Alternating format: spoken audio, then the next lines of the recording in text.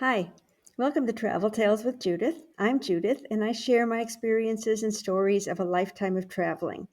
This is episode 21B.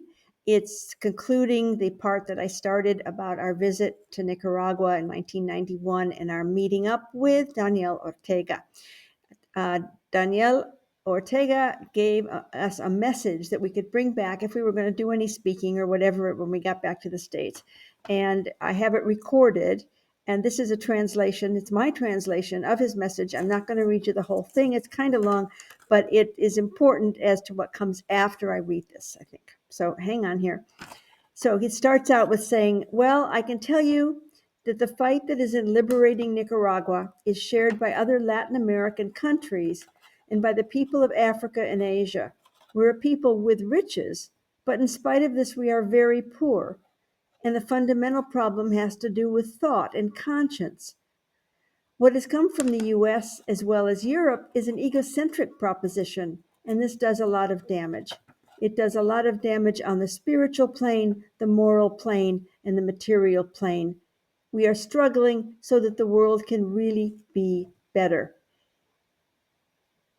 And it can only be better if there's understanding between human beings, and we have to look for and promote this understanding first. I'm going to skip down a bit. And he says, we have to all unite to defend the hope, that is to say, the right of economic, social, and political democracy. And then we'll have a world where together we'll save humanity and the planet.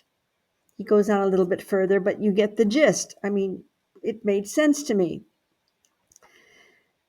Unfortunately, now in 2025,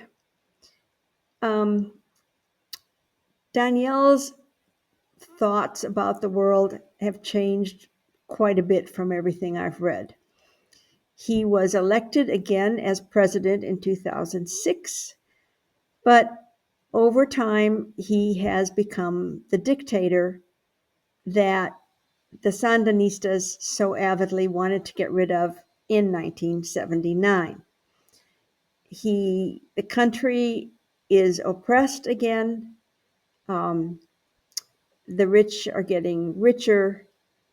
All his thoughts, all his humanity that I admired, all the things he wanted to accomplish have kind of completely fallen by the wayside. And he is the dictator. I mean, he's been in power now for almost 20 years. He is not the man that led the Sandinistas, and he is not the man that I had an interview with in 1991. If this is not an example of how power corrupts and how total power corrupts totally, I don't know what is.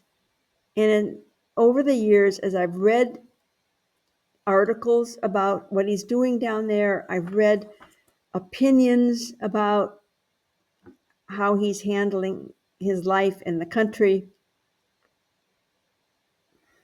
and I've been very disappointed. Obviously, I had some, stars in my eyes when I talked to him that many years ago, and I had hopes with regard to what he was doing. And he talks about hope in this message and democracy and uniting people.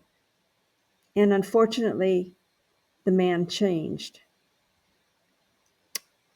And I'm very sorry to hear that. But I guess it's a lesson for all of us in a lot of ways, how when someone gets in a position of power, things can change a lot. Thanks for listening.